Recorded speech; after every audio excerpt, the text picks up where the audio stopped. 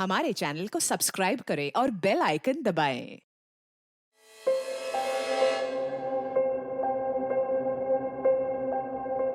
मेरा नाम काजल है, मैं सबकी फेवरेट हूँ।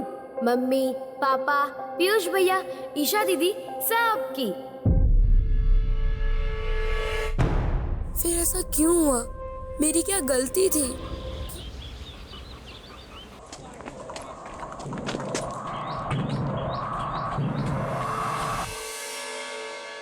अरे आपने कुछ लीजिए ना। हाँ जी, मिठाई दो बेटा। ठीक है। हाँ, ये ईशा हमारी बिटिया और ये हमारी धर्मपत्नी उमा। चाय लीजिए। द्वारकानाथ जी, हमारे तीनों बच्चे ईशा, पीयूष और काजल बड़े ही सुशील और संस्कारी हैं। पापा वो ना आज स्कूल में।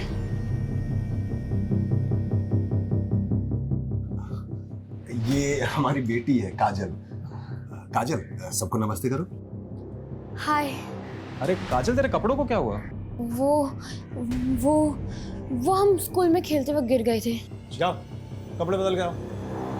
वो कहा है ना कि काजल हम तीनों में सबसे छोटी है, इसलिए सबसे ज्यादा नटखट है। वो कहते हैं ना, छोटे पैकेट में बड़ा धमाका। मम्मी, समोसा बहुत गर्म है। हमेशा गड़बड़ करती है लड़की। देखना आज फिर ताऊजी से डांट खाएगी। डांट तो खा ली, अब हमें समोसा खाने दीजिए बड़ी मम्मी। छोड़ रख, ये ले जा। अरे रहने दीजिए वृंदा मामी, हम ले जाते हैं। ये तोड़ फोड़ देगी। हम भी आपके साथ चलते हैं। चल।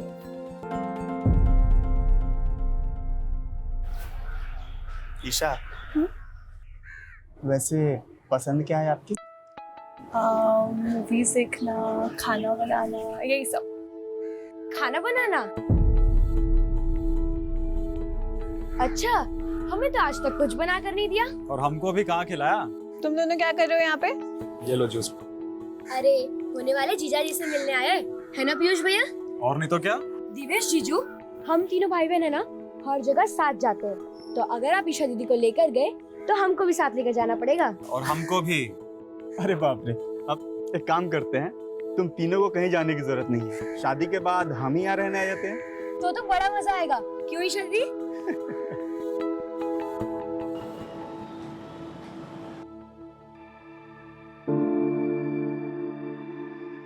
अवधेश भैया, झिझक कह रहे, बोलिए ना क्या हुआ? द्वारकानाथ जी क्या बोले? अगले महीने देवेश अमेरिका जा रहा है। द्वारकानाथ जी चाहते हैं कि इसी महीने ईशा और देवेश की शादी हो जाए। नहीं, जल्दी पैसों का प्रबंध कहाँ से कर पाएंगे? भैया, ईशा भी हमारी बेटी की तरह है, तो शादी का आधा खर्चा हम उठाएंगे। और कल हम शेखर से भी बात करते हैं, वो भी जरूर मदद करेगा। नहीं महेश, बाहर वालों को घर के मामले में इन्वॉल्व करने की जरूरत नहीं है। भैया बचपन का दोस्त है मेरा, वो देखिएगा वो खुशी खुशी मदद करेगा। हाँ ताऊ जी, शेखर चाचा बहुत अच्छे हैं। महेश, तूने हमारा आधा बोझ हल्का कर दिया। अरे भैया, काजल की जब शादी होगी ना तब हमारी शादी? नहीं ताऊ जी, हम शादी नहीं करेंगे, हम तो मम्मी के साथ रहेंगे।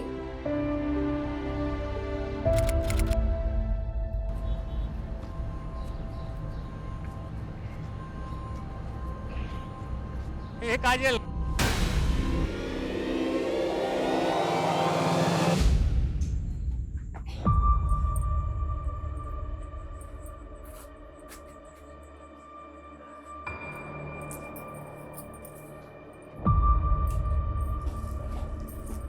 आने दो काजल को। जेठ जी एकदम ठीक कहते, लड़की हाथ से निकलती जा रही है। शांत हो जा बेटा। महेश गया है ना काजल को लेने। आ गया फोन। हेलो, मिल गए ना काजल? फोन देना उसे। वृंदा, काजल भारती के घर आई ही नहीं। क्या? तो कहीं कहाँ वो? महेश, मिली क्या? नहीं। देख तू चिंता मत कर, किसी ने कुछ कह दिया होगा, यहाँ वहाँ मुंह फुला के बैठी होगी, मिल जाएगी। चल वहां ढूंढते हैं।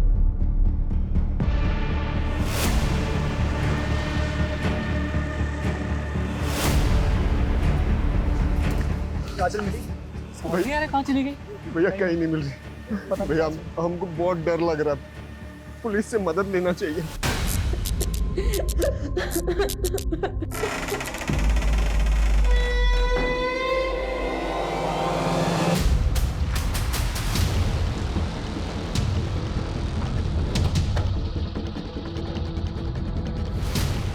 आपने आखिरी बार काजल को यहीं देखा था? जी हाँ।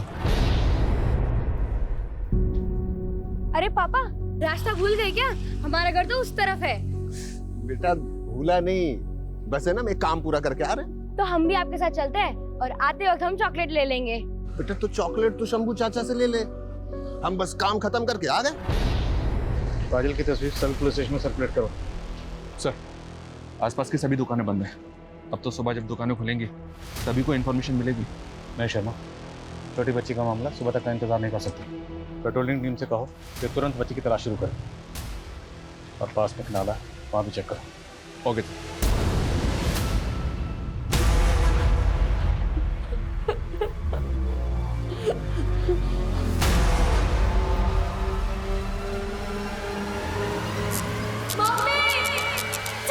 कहाँ जा रही है बिंदा? कहाँ जा रहे हैं? काजल नहीं कहाँ जा वो जाना पड़ेगा उसको। आ जाएगी काजल बेटा, तू शांति रखना। भाभी अभी तक नहीं आई है, पता नहीं कहाँ होगी हमारी बच्ची। कुछ नहीं होगा उससे, आ जाएगी वो। नहीं आई ना भाभी अभी तक। आ जाएगी ना काजल, तू शांति रखना। किस साल में होगी, कहाँ होगी? भाभी हमको हमारी काजल चाहिए। आ जाएगी बेटा।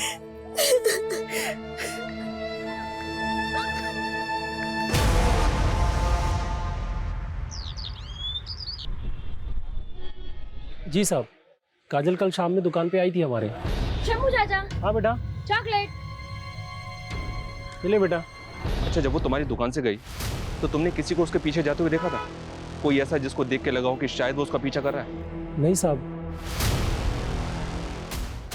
सर, इस सीसीटीवी फुटेज में काजल कैप्चर हुई है। एग्जैक्ट 6:13 पर वो इस गली से गुजरी थी और सर यहाँ से उसका घर 1 किलोमीटर की दूरी पर है। तो मतलब जो भी हुआ है वो इस 1 किलोमीटर के दायरे में हुआ है और वो 6:13 के बाद। सर पूरा रास्ता स्कैन किया है, आसपास के लोगों से भी पूछताछ की, लेकिन 6:13 पर किसी ने भी काजल को नहीं देखा और न ही किसी शोर शराबे की आवाज़ सुनी। तो क्या ये किसी जान पहचान वाले का काम जो काजल को बहला फुसला कर अपने साथ ले गया? कोई करीबी? क्योंकि अगर ये किडनैपिंग का मामला होता तो अब तक फिरौती का कॉल आना चाहिए था।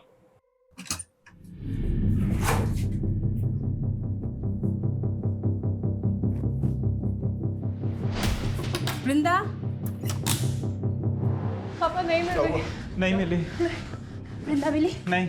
अम्मा पूरा घर छान लिए, पड़ोसी में पूछ लिया, चाची नहीं मिल रही। भगवान, कहाँ गई होगी? भाभी, आप और ईशा यही रहिए, हम लोग बाहर जाकर देखते हैं।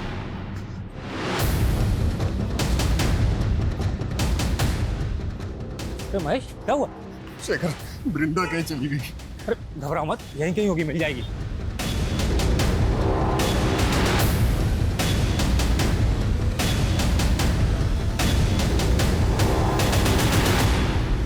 वृंदा मामी मामी, आप यहाँ क्या कर रही हैं? आ जाएगी काजल।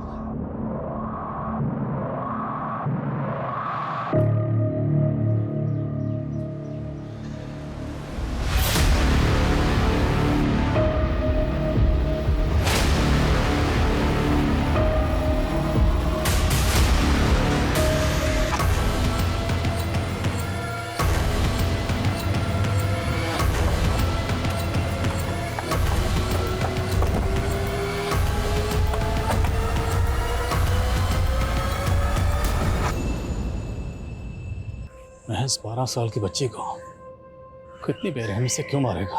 जैसे इसके साथ भी हुआ। सर कल ही हमने ये जगह स्कैन करी थी, लेकिन तब तो यहाँ कुछ भी नहीं था। हो सकता है कोई देर रात को लाश को ठिकाने लगाने आया हो। वैशी पने के हाथ देखा, सिर्फ मारा नहीं गया, मारने के बाद आंखें भी निकाली गई। बड़े को पोस्टमार्टम के लिए भेजो और पूरा एरिया सील करो। बैठ सर।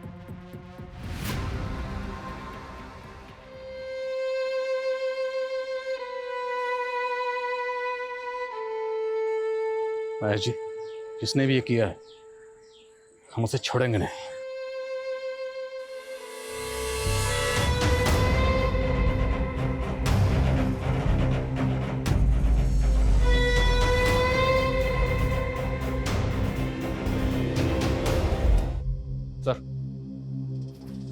काजल की पीएम रिपोर्ट, उसकी मौत गला घोटने से हुई है सर।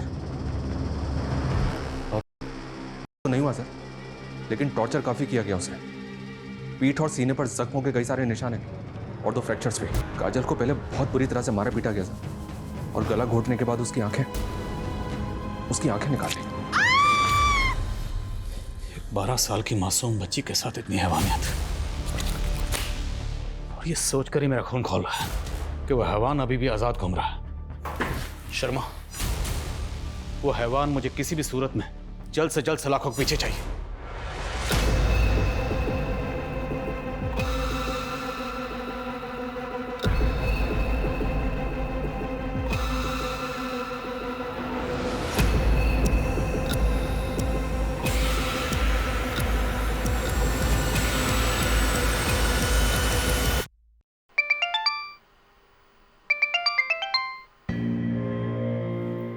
कौन बार बार फोन कर रहा है? देवेश के पिताजी हैं, शायद शादी की तारीख फिक्स करने के लिए फ़ोन कर रहे होंगे। शाम को बात करते हैं उनसे, बोल देंगे कि 6 महीने के लिए शादी टाल दें। लेकिन अगर देवेश एक बार अमेरिका चला गया तो फिर पता नहीं कब लौट कर आएगा। तो क्या करें? यहाँ हमारे भाई की बेटी की जान गई है और तुमको अपनी बेटी की शादी की पड़ी है, हाँ? भैया भाभी सही कह रही, अभी शादी टल गया तो हो सकता है कि रिश्ता भी टूट जाए। इससे अच्छा रिश्ता हाथ से जाने मत दीजिए। क्या कह रहे हो तुम?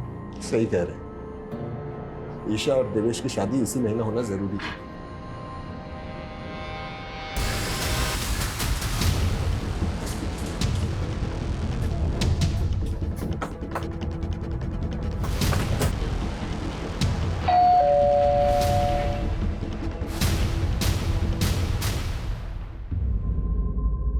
सब ऐसा हमने क्या बिगाड़ा था किसी का, जो हमारे कलेजे के टुकड़े के साथ ऐसा करती? महज ये नफरत और जलन किसी भी इंसान को हैवान बना सकती है। आपकी फैमिली की किसी से कोई दुश्मनी या रंजिश? सर मुझे एक आदमी पर शक है। किस पे? राधे। कौन राधे? सर वो यहीं पास में रहता है, महेश का दूसरे रिश्तेदार भी लगता है। मानसिक रूप से थोड़ा बीमार है, बहुत ही गुस्सेल और अड़ियल इंसान है। अभी पिछले महीने एक नेहा नाम की लड़की को उसने बहुत परेशान किया था। छोड़ दो मुझे। अगर तुम मेरे साथ नहीं खेलोगे तो मैं तुम्हें किसी के साथ खेलने नहीं देंगे। चलो काजल, तुमने मुझे मारा, मैं तुम्हें नहीं छोड़ूंगा। मुझे मारना मत पापा, मुझे मारेंगे, मुझे मारना मत। नहीं मारेंगे, जो पूछ रहे हैं उसका जवाब दो। इस काजल ने तुम्हें मारा था ना? काजल, बुरी बुरी आंखों वाली काजल, इसने मुझे मारा था इधर लकड़ी से 5 बार। काजल ने तुम्हें मारा इसलिए तुमने काजल को मार दिया? शर्मानी चाहिए आपको। मेरा बेटा दिमागी तौर पे कमजोर है, इसे देखकर आपको लगता है कि वो किसी की जान ले सकता है? जानलेवा हमला तो कर ही चुका आपका बेटा कई लड़कियों पर। काजल ने तो पीटा भी था उसे, हो सकता है बदला लेने के लिए। बदला तो महेश और उसका परिवार ले रहा है हमसे साहब। अवधेश, महेश और हम दूर के रिश्तेदार हैं। पुश्तैनी जायदाद के लिए हमारा केस भी चल रहा है कोर्ट में। उसका फैसला हमारे हक में आया, उसी का बदला लेने के लिए महेश हमारे बेटे को फंसा रहा है। हाँ, लेकिन राधे की जहनी हालत की वजह से हमें उसकी कस्टडी नहीं मिलेगी। लेकिन सर, अगर कस्टडी नहीं मिलेगी तो इंटरोगेट कैसे करेंगे? राधे की कस्टडी हमें एक ही सूरत में मिल सकती है, या तो हमारे पास उसके खिलाफ कोई ठोस सबूत हो या फिर कुछ चश्मदीद गवाह। राधे पर हर वक्त नजर रखो, और ये भी पता करो क्या महेश की फैमिली की किसी से कोई दुश्मनी थी?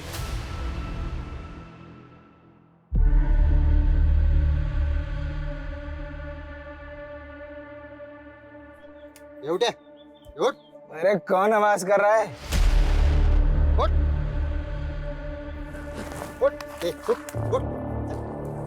राजा, चल, चल।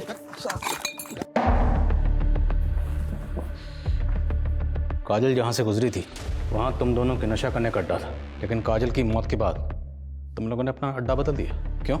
ऐसा कुछ नहीं है साहब, हमें तो पता भी नहीं कि वो लड़की। वैसे क्या नाम बताया था साहब आपने? ये देखो, ये वो लड़की है काजल, ध्यान से देखो और बताओ।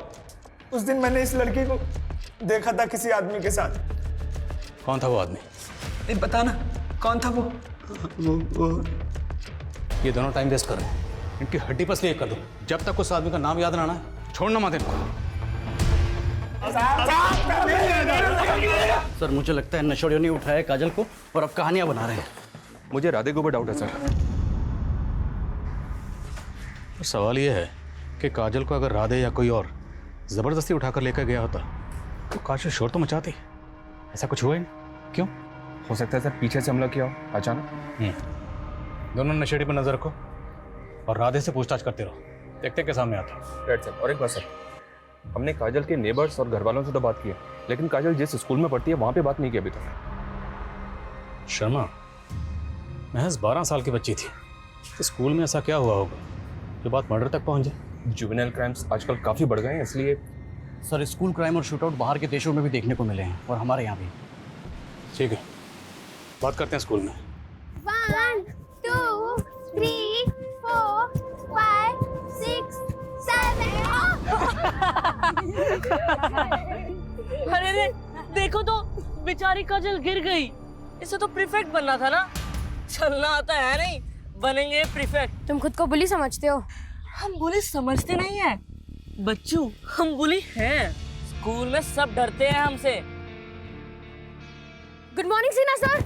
Good morning sir, good morning. देखा कैसे डर गया ना। दोबारा हमें यहाँ हमारे दोस्तों को तंग मत करना, वरना सच में प्रिंसिपल सर को बता देंगे। फिर ना ही तुम प्रीफेक्ट रहोगे और ना ही स्कूल में। उस दिन के बाद से आकाश उसके पीछे पड़ गया था और एक दिन तो उसने हद ही कर दी। छोड़ो मुझे। मुझ पे हंस रही थी ना। ऐसा करते हैं, इसे स्टोर रूम में बंद कर देते हैं। अब पड़ी रहे इधर ही।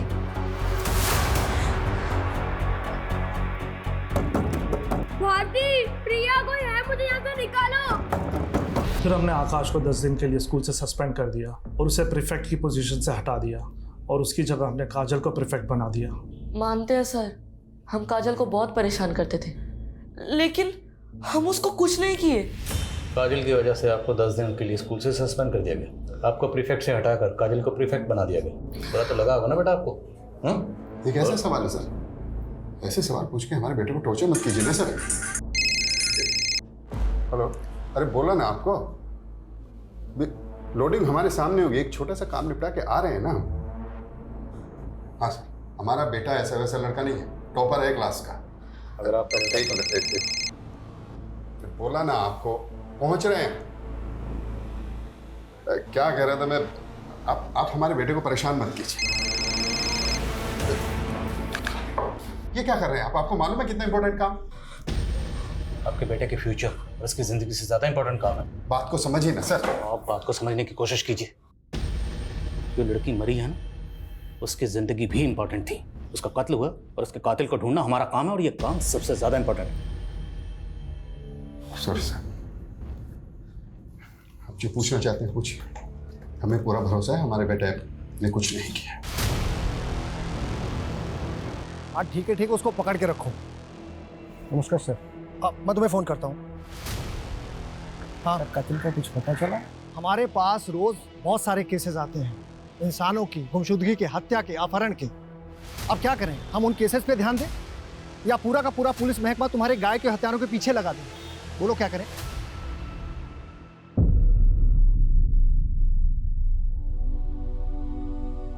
माँ, ईशु दी की शादी में ना मैं ये पहनूंगी। अच्छी लग रही हूँ ना? एकदम परी लग रही है। वृंदा, भाभी साड़ी दी है आज पूजा में पहनने के लिए।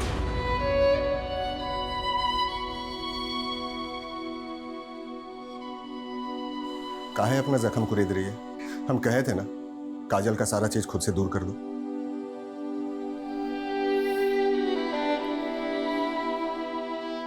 वृंदा, ईशा भी हमारी बेटी है और 10 दिन के बाद उसकी शादी है, तो ये मातम छोड़ो और शादी की तैयारी के लिए भाभी का हाथ बटाओ। काफ़ी अजीब है सर, काजल की हत्या को अभी कुछ ही दिन हुए और उस घर में शादी भी हो रही है। इतनी जल्दबाजी आखिर किस लिए? सर, वो दोनों नशेड़ी आलोक और प्रेम कुछ बताना चाहते हैं।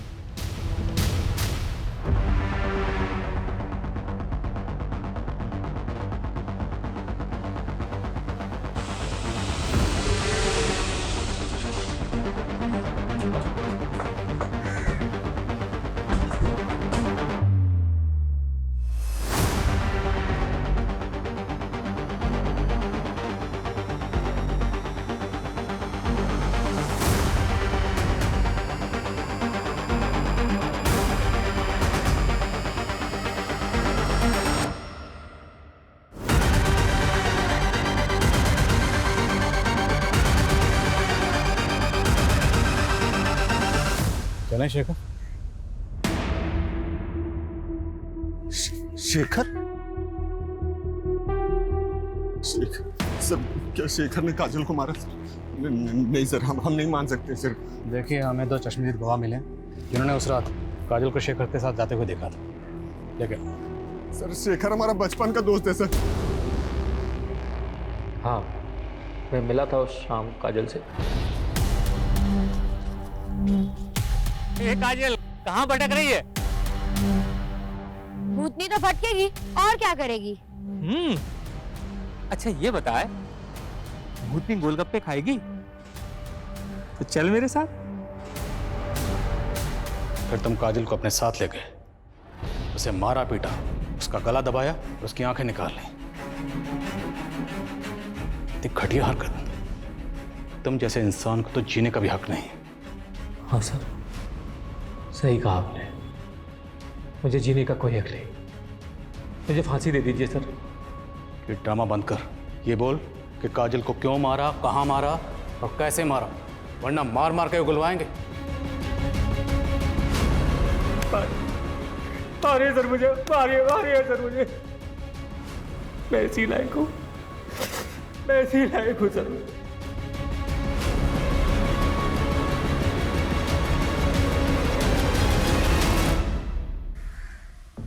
पहली बार ऐसा महसूस हो रहा है जैसे इस केस को क्लोजर नहीं मिला। चश्मदीद गवाह है, कातिल ने अपना जुर्म कबूल कर लिया। अभी ऐसा लगता है जैसे केस सॉल्व नहीं हुआ। क्यों सर?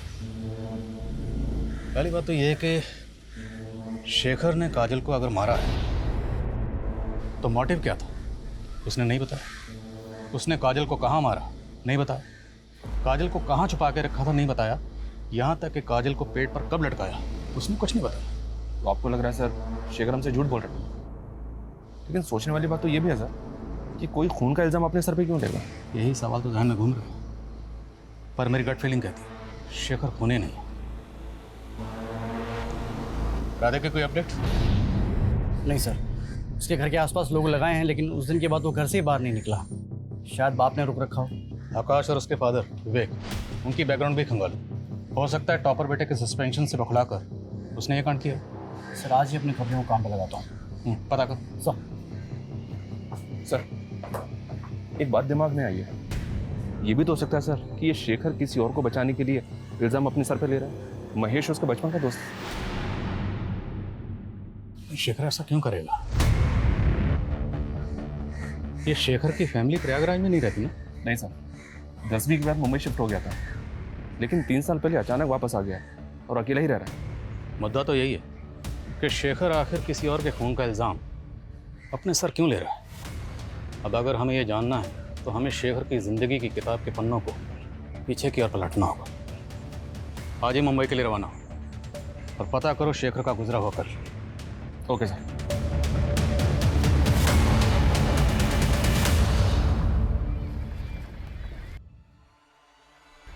शेखर आज मत जाओ ना ऑफिस। क्या करें, जाना तो हम भी नहीं चाहते, पर हम ना अपना सारा काम जल्दी से जल्दी निपटाना चाहते हैं ताकि अपने बच्चे और तुमको ज़्यादा से ज़्यादा समय दे सकें। चलो अपना ध्यान रखना।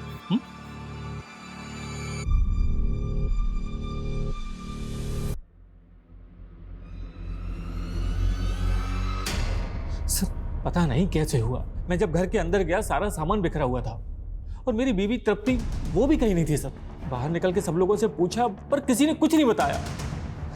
सर प्लीज उसे ढूंढ दीजिए सर। सर मेरी बीवी मां बनने वाली है।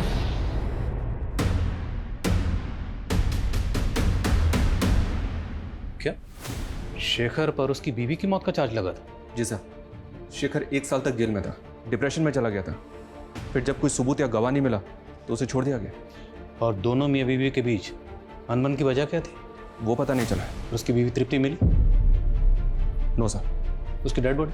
No sir. मैंने SHO वागले से कहा है कि इस केस में कोई भी अपडेट मिलता है तो वो इन्फॉर्म करें। लेकिन एक बात समझ में नहीं आ रही, शेखर की बीवी तृप्ति गायब हुई 3 साल पहले, तो 3 साल पहले गुजरे उस हादसे का काजल के केस से क्या ताल्लुक हो सकता है? कहीं ऐसा तो नहीं कि शेखर ने अपनी बीवी का कत्ल किया था लेकिन सजा से बच गया, अब वही गिल्ट उससे काजल का कत्ल कबूल करवा रहा है। सर कम है सर।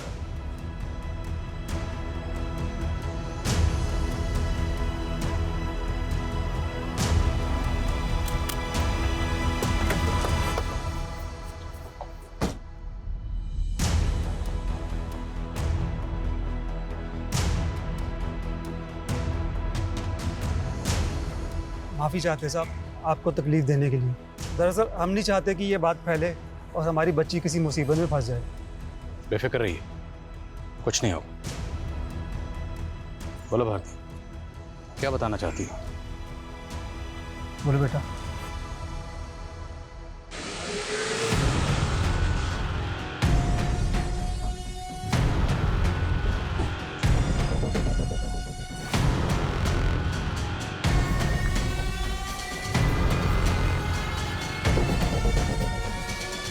उठाओ मैडम को।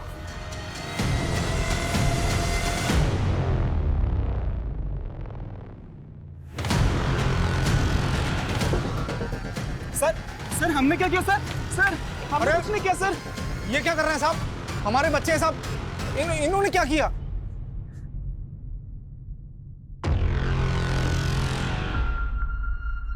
सुना है तुम तीनों भाई बहन में बड़ा प्यार था, और तुम दोनों में तो कुछ ज्यादा ही प्यार था। इश्क एक नाजायज रिश्ता। तुम दोनों के राज से पर्दा उठ चुका है। अब बेहतर यही होगा कि आगे की कहानी तुम लोग खुद बताओ। बोलो। हाँ सर, ये सच है कि हम दोनों एक दूसरे से प्यार करते, बचपन से साथ में खेलते कूदते बड़े हुए, और हमें पता है कि समाज कभी भी रिश्ता मंजूर नहीं करेगा, मगर हमने कभी पीयूष को अपना भाई नहीं माना और नहीं मानेंगे। आप बाबूजी तो बचपन में ही बस हादसे में गुजर गए थे। उसके बाद में महेश मामा और अद्वेश मामा ने ही मेरा पालन पोषण किया। ईशा की शादी हम किसी और से होते हुए नहीं देख सकते थे, और ना ही ईशा के साथ शादी हम सबके सामने कर सकते थे। इसीलिए हमने ये रिश्ता सबसे छिपाया था। पीयूष, 1 महीने में शादी हो रही है हमारी। हम मर जाएंगे लेकिन किसी और से शादी नहीं करेंगे। हम तेरी शादी के एक दिन पहले यहाँ से भाग जाएंगे, मुंबई चले जाएंगे। फिक्र मत करना तू, मत कर तू फिक्र, मैं सब संभाल लूंगा। ईशा दीदी, पीयूष भैया।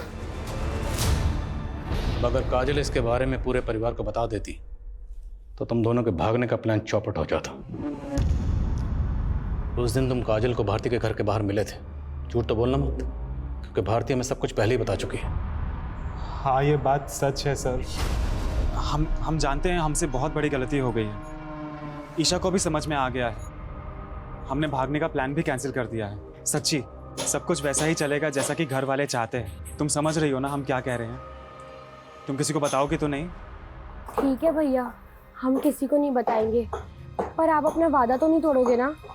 नहीं, पक्का वाला प्रॉमिस। ठीक है। काजल ने वादा किया था कि वो किसी को कुछ नहीं बताएगी।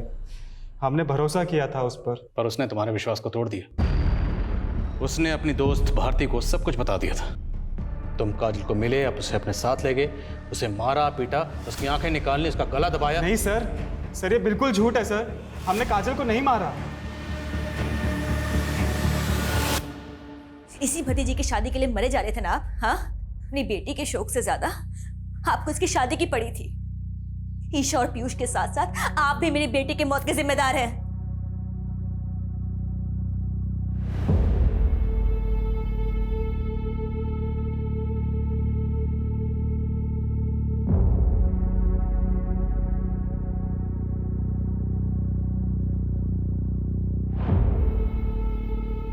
महेश, ईशा और पीयूष जो कर रहे थे वो गलत था, सरासर गलत था, और हम ईशा को इस गलती के लिए कभी माफ नहीं कर सकते। लेकिन मेरा दिल ये मानने के लिए तैयार ही नहीं है कि ईशा काजल को मार सकती है। अरे अपनी सगी बहन मानती थी वो उसे। हाँ महेश, हमें तो लगता है कि ये काम सिर्फ पीयूष का है। भैया, हम हमेशा आपका इज्जत किए, आपके हर बात को माने, लेकिन इस मामले में अच्छा होगा कि आप कुछ न बोलिए।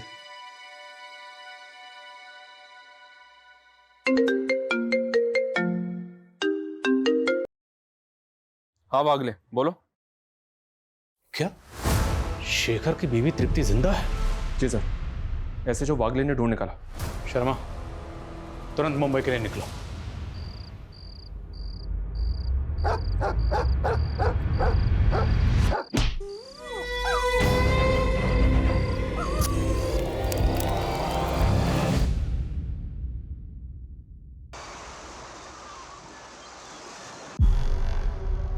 मुझे किसी ने अगवा नहीं किया था। मैं राकेश से प्यार करती थी। शेखर की कंपनी में राकेश ड्राइवर था।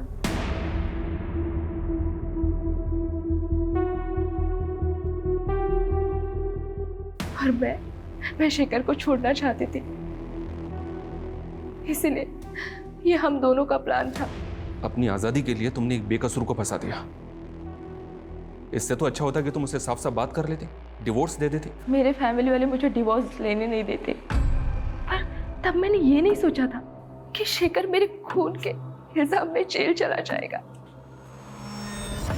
पर एक तरह से मैंने भी सजा भुगती। कैसी सजा? शेखर से अलग होने के बाद मैं कभी खुश नहीं रह पाई। मेरा बच्चा भी मरा हुआ पैदा हुआ। शेखर भी डिप्रेशन में था और अभी भी जेल में बंद है। वो एक बच्ची के खून का इल्जाम है उसके सर पे। सब शेखर कभी खून नहीं कर सकता। वो तो बहुत नेक इंसान है। मैं ही बेवकूफ थी जो उसको समझ नहीं पाई।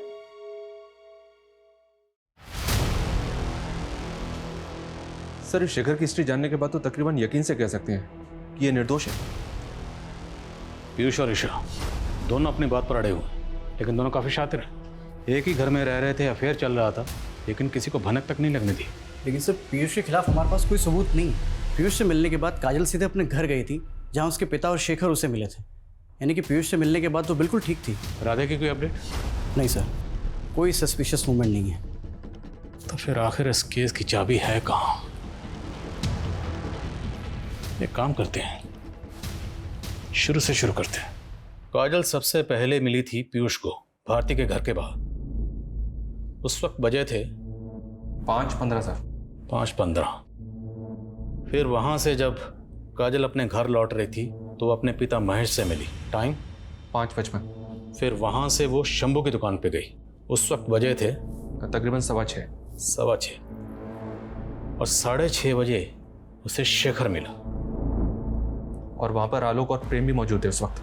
और उसके बाद से 36 घंटे के लिए काजल गायब थी और 36 घंटे बाद उसे सबसे पहले देखा उसकी माँ ने। इसका मतलब सर, इन 36 घंटों में काजल कहाँ थी, हमें सबसे पहले ये पता करना होगा। और सर, वो लड़का राधे जिसको काजल ने पीटा था, और स्कूल का वो लड़का आकाश, उसका फादर विवेक। सस्पेक्ट बहुत है हमारे सामने, पर इन सस्पेक्ट्स में से कातिल कौन है?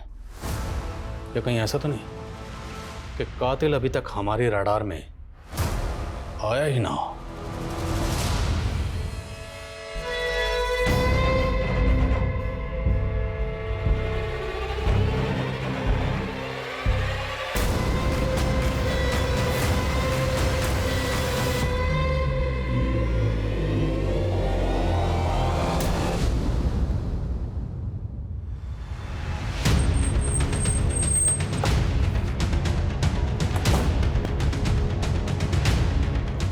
जय हिंद सर।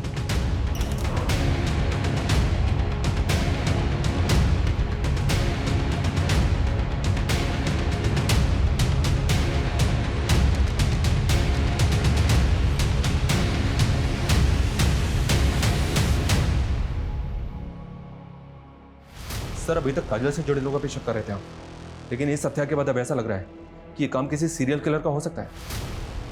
हो सकता है हम गलत हों, पर हम हाथ पे हाथ रख कर नहीं बैठ सकते। हमें आगे तो बढ़ना होगा, चलते रहना होगा, वाला डायरेक्शन में ही सही। हो सकता है चलते चलते हमें सही मंजिल मिल जाए। सर, लोकल पुलिस स्टेशन से केस फाइल की कॉपी मंगवाई है। काजल की तरह इस लड़की रिया, इसको भी टॉर्चर किया गया था और आंखें निकाली गई थी। इस केस से कोई क्लू मिला? जी सर, एक आई विटनेस है केस का। लड़की को अगवा करने से पहले उसने स्कूल के बाहर एक आदमी को टैक्सी पार्क करते हुए देखा था। कौन है टैक्सी ड्राइवर? सर ये तो अभी तक पता नहीं चला है, लेकिन आई विटनेस का कहना था कि उसका हेयर स्टाइल कुछ अजीब सा था। टैक्सी ड्राइवर, अजीब हेयर स्टाइल। काजल की लाश जहाँ मिली थी वो एरिया अभी भी सील है ना? जी सर। उस पूरे एरिया में पता करो, क्या किसी ने किसी ऐसे टैक्सी वाले को देखा था जिसका हेयर स्टाइल अजीब था? और इस एरिया में जितनी भी सीसीटीवी फुटेज है सबको खंगालो। गाइस, मैं जानता हूँ काम बहुत मुश्किल है, but let's crack this case.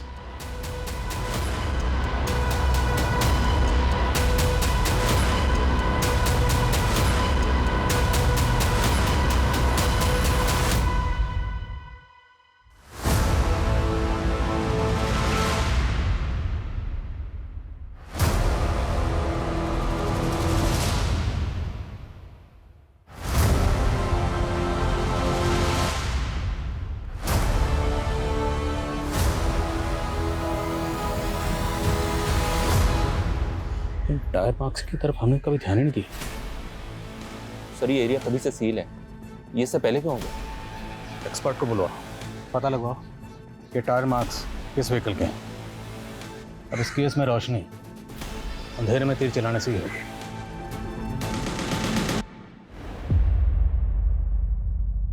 Piyush जा चुका है और अब उसे कभी याद भी मत करना। अरे शुक्र मना कि देवेश तुझसे अब भी शादी करने के लिए तैयार है। ईशा, अब और कोई कांड मत करना। हम वादा करते हैं माँ, अब जैसा बोलेगा हम वैसे ही करेंगे। सर, मैं प्रयागराज में हुए दूसरे सिमिलर केसेस ढूंढ रहा था, तो ये केस मेरे सामने आया, अवनी दीक्षित का। काजल, रिया और अवनी, तीनों केसेस में विक्टिम को पहले टॉर्चर किया गया, उसके बाद उनकी आंखें निकाली गई। और सर इन तीनों में से किसी का भी रेप नहीं हुआ।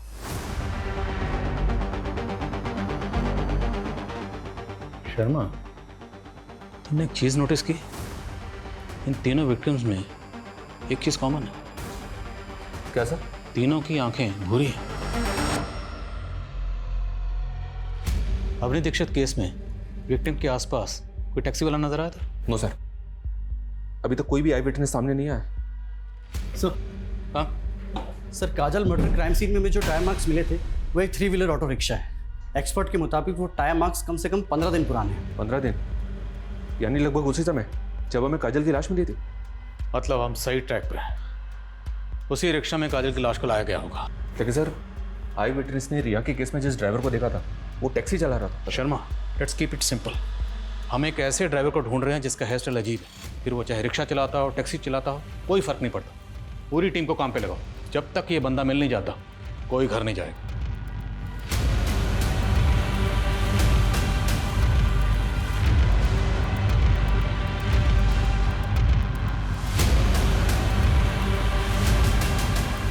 सर ये 2 ड्राइवर्स मिले हैं, दोनों की अपनी अपनी कहानियां हैं, अपने अपने अलीब हैं। 1 मिनट सर, ये आदमी, इसको तो देखा है मैंने सर। कौन है ये तो वही ड्राइवर है सर जिसके साथ शेखर की भी तृप्ति भागी थी। राकेश नाम है इसका। सर अभी कुछ देर पहले ही छोड़ा है मैंने, ज़्यादा दूर नहीं गया होगा, उठा लेते हैं उसे। नहीं, रुको रुको रुको, जाने दो उसे, लेकिन नज़र बनाए रखो। ये जो भी है अब इसे सबूत के साथ ही पकड़ेंगे।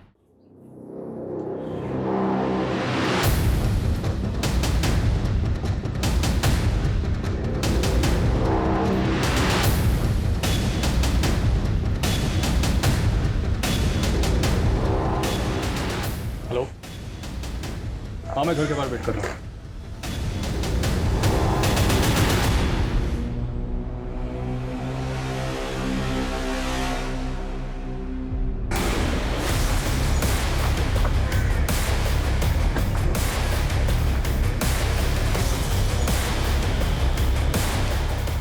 आप लगाइए मेहंदी।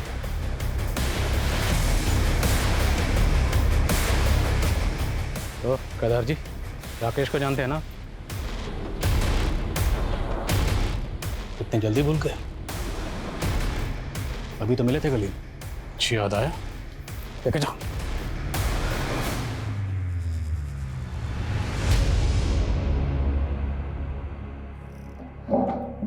बोलिए केदार जी, सच का बोझ बहुत भारी होता है, उतार दीजिए।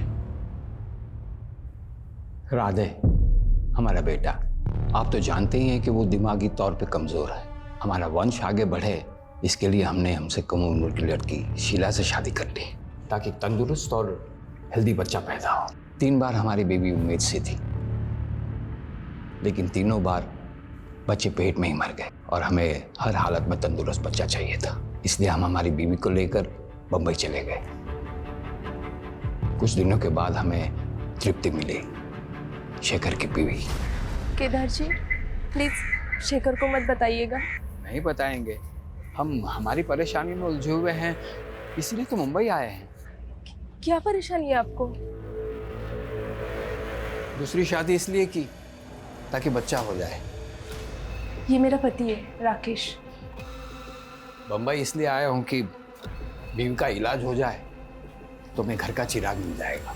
राकेश हमें एक बाबा के पास लेके गया, उसने उपाय भी बताए। तेरी पत्नी जिंदा बच्चे को जन्म दे सकती है, लेकिन उसके लिए तुझे बलि देनी होगी। 3 गायों की बलि, 10 कुत्तों की बलि और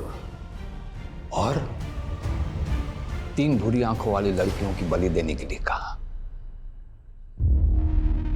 राकेश ने कहा कि गाय और कुत्ते की बलि तो वो खुद दे देगा। जानवर को मारना इतना मुश्किल नहीं, लेकिन इंसान को। काजल को कैसे चुना? किस्मत ने साथ दिया साहब। मेरी बीवी का पहला पति शेखर भी वहीं रहता था, काजल को अच्छे से जानता था। हमने उस रात काजल को रोका और उसे बताया कि तुम्हारे शेखर चाचा की खोई हुई बीवी मिल गई है। शेखर चाचा की बीवी? आप उन्हें जानते हो अंकल? हाँ बेटा, अच्छी तरह से। उनकी फोटो भी है मेरे पास, ये देखो। अभी कहाँ है वो?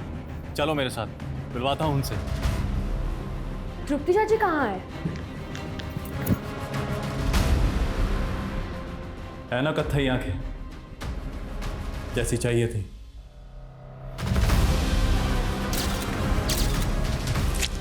काजल के बाद 2 लड़कियां और उठाई इसने,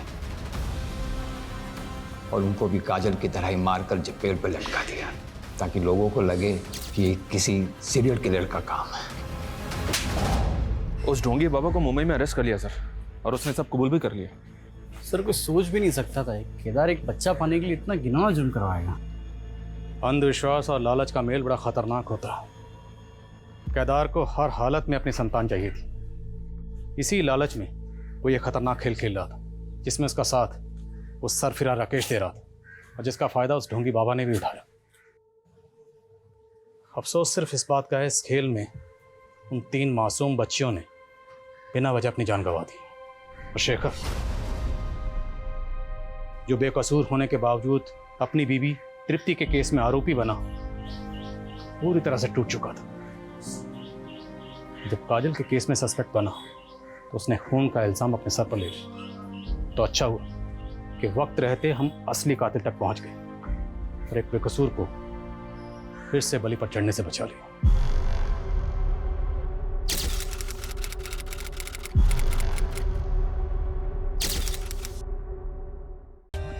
For more updates, subscribe to our channel, click the show links and enjoy watching the videos.